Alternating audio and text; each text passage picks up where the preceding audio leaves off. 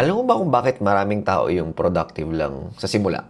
Pero after 1 week, naging tamad na sila. Meron kasing nag-chat sa akin, kahapon lang to, ito tignan mo. Sabi niya, Coach, ginawa ko naman lahat ng productivity tips. Pero after 1 week, balik ulit ako sa dati. Familiar ka ba sa ganun?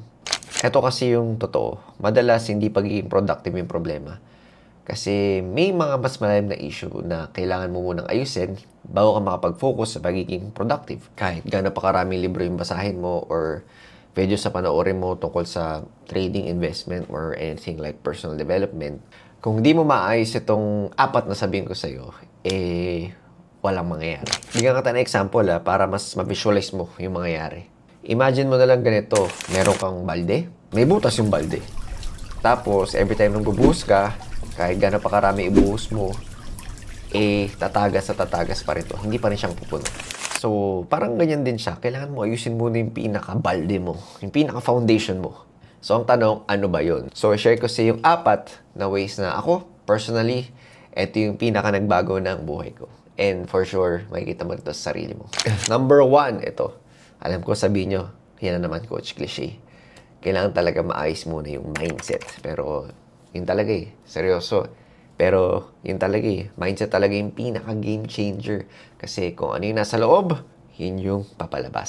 So, yun yung dahilan kung bakit ka successful. Yan din yung pinaka-dahilan kung bakit ka nag-feel. Pero, hindi lang to basta-basta positive thinking, Kailangan yung tamang approach.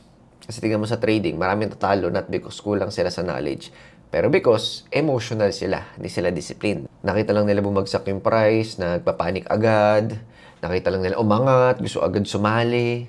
So, ending, walang system, natatalo palagi. So, ayun, para maayos yung mindset, simulan mo sa simpleng habit muna. So, kapag may problema ka, instead na reklamo ka kagad, di ba? Post ka kagad sa FB mo. Tangan mo muna sa sarili mo, ano bang pwede kong makontrol dito. Mag-set ka ng specific rules. For example, parang sa trading lang yan. Kapag nag-incur ka na ng 2% loss sa isang araw, tama na, tomorrow na ulit. So, kahit yung mga sobrang simple lang, para ma-make sure mo na gagawin mo talaga. And then, number 2, ito medyo marami nagkakamali. Hindi porket busy ka buong araw, productive ka na. Sa trading, hindi porket maghapon ka nakaharap sa chart, productive ka na. Kadalasan kayo, sobrang tutok sila pa yung natatalo kasi sila yung pinakasabaw magdesisyon. Ang very important kasi is yung quality ng attention mo, quality ng focus mo, hindi yung quantity. Parang sa pag-aaral lang may mga estudyante na 10 hours sila nag-aral. Pero mas mataas pa rin yung mga ibang estudyante na nag-aral lang for 1 hour, yung iba nakinig lang sa teacher. So, ano yung pinaka-pinakaiba nila? Yung quality ng focus. Subukan mo to. Bawasan mo yung oras mo sa harap ng charts. Instead na 8 hours, subukan mo na maglaan ng 1 hour na clear yung utak mo, walang distraction. And syempre, applicable din siya sa kahit anong bagay like your work or katulad na sabi ko, yung studies mo. Try mo i-off yung Facebook, yung TikTok, lahat. Para kang may meditate, di ba? Nang may purpose. Gawin mong consistent habit yan at tignan mo kung gaano kalaki maging improvement mo. Trust me, mas okay pa na 1 to 2 hours sa focus ka lang kasi 8 hours na scattered naman yung attention mo na dahil mong multitasking. So, speaking of scattered attention, yan din yung nangyayari kapag hindi organize ang buhay mo at wala kang sistema. So, yung number 3 natin, organize mo muna yung systems mo. Alam mo yung feeling na late ka na sa meeting pero hindi mo mahanap yung susi mo, di ba? Yung cellphone mo, di mo mahanap. Yung gulo-gulo yung lahat ng bagay para sa'yo. Maraming nasasayang na oras dun. Tapos sobrang tagal, daming nasasayang na oras.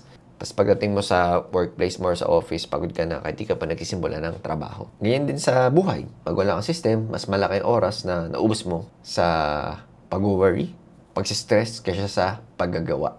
Tingnan natin yung mga successful na tao, yung mga billionaires, yung mga business owners, di ba? Kaya natin sila Elon Musk, sila Jeff Bezos, o kahit dito sa atin, katulad ni Henry C. or ni Lucio Tan. Pag nakanood ka ng mga video about sa kanila, ang papansin mo is common trait nila yung pagiging organized. Yung may system sila sa lahat. Hindi sila yung parang bahala na, di ba? Kaya naisip ko, why not gayahin natin yung mga yun? Ito yung isa sa simple pero effective na advice. Gumamit ng checklist or notebook. Dami ko kasing tinry na apps. Pero usually, nagiging effective pa rin sa akin yung simpleng notebook lang kasi may freedom ka talaga dun magsulat. Also, bago ka mag-trade or magtrabaho, sulat mo muna yung 3 bagay na pinaka-importante mong gawin. So, para hindi ka ma-overwhelm. Yan, 3 lang, minsan 2, or minsan 1 lang. Di ba? Hindi yung 20 agad. Kasi nakaka-overwhelm talaga yan. And ang goal is isa-isay mo siya. Hindi ka gagawa ng kahit anong bagay unless natapos mo yung isang yon and then move ka na sa next.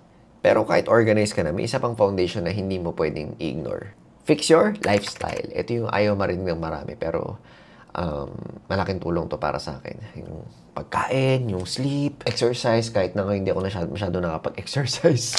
Pero maniwala ka man sa hindi, sobrang important ito sa foundation ng pagiging successful. Bakit? Kasi trading o kahit anong negosyo, mental game yan. Hindi, kapag hindi ka healthy, magiging sabog din yung mga desisyon mo. Dati akala ko, cool maging busy, yung walang tulog. Siyempre kape lang, di ba? Naging proud ka kasi 4 hours ang tulog mo, trabaho ka ng trabaho. Pero mapapansin mo yung quality naman ng output mo, yung decision mo sa trading, di ba? Sobrang inconsistent, minsan okay, minsan hindi. So, hindi ka rin consistent kapag ganun. Iba talaga na dadala kapag sleep deprived ka. Sobrang hindi clear yung thinking mo. Minsan madali ka mairita, kakaroon ka ng brain fog. So, sayang lang din yung oras mo na pag-work kasi hindi rin quality yung work mo. May nabasa rin akong study na kapag kulang ka sa tulog, yung decision-making ability mo bumababa ng 50%. So, ayun na nga. Pangit maging decision mo sa trading, sa buhay mo, maging irritable ka. Pag naging irritable ka, pwede kang mag-stress eating, mag-stress shopping, or kung ano gagawin mo pag stress ka. Tapos, it will lead to bad decisions. Tapos, it will lead to stress. Tapos, stress will lead to health problems. Health problems will lead to bad lifestyle. And bad lifestyle will lead to bad decisions. So, umikot-ikot lang talaga siya. So, I suggest na matulog ka talaga 7 hours at least. And then, wag masyadong kumain ng mga fast food. Diba? Pwede naman. Siguro mga once a day, ganyan. Pwede naman. Siguro, wag lang yung masyadong madami. Hindi lang sobrang lagi. Ayun, konting stretching, konting, kung gusto mo, mag-yoga ka, diba? I-treat mo yung body mo like your most important investment. Kasi it really is. Bakit? Kasi pag nag-breakdown yan, lahat ng investments mo, skills, knowledge mo, baliwala yan. So, make sure natin na maayos ang ating lifestyle. Pero alam mo yung pinaka-importante dito, yung favorite ko, consistency.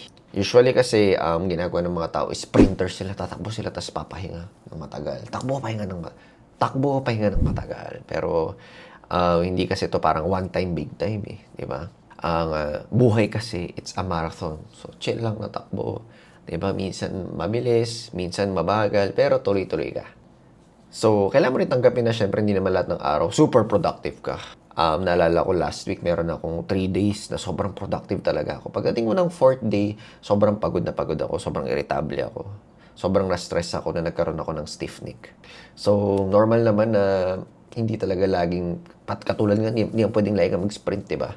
Pero yung difference ng successful na tao sa hindi, yung mga successful, consistent sila.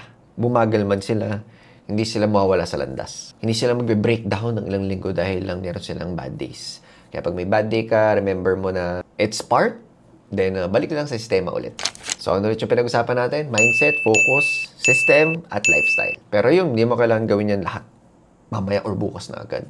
Pili ka lang ng isa sa mga nabanggit ko. Yung tingin mo pinakailangan mo ngayon, i-master mo yan bago ka mag-move forward sa mga susunod. So, ayun, marami kang tutunan sa video na to. If gusto mo ng mga ganitong klaseng videos, subscribe pa lang, then kita-kits tayo sa next video.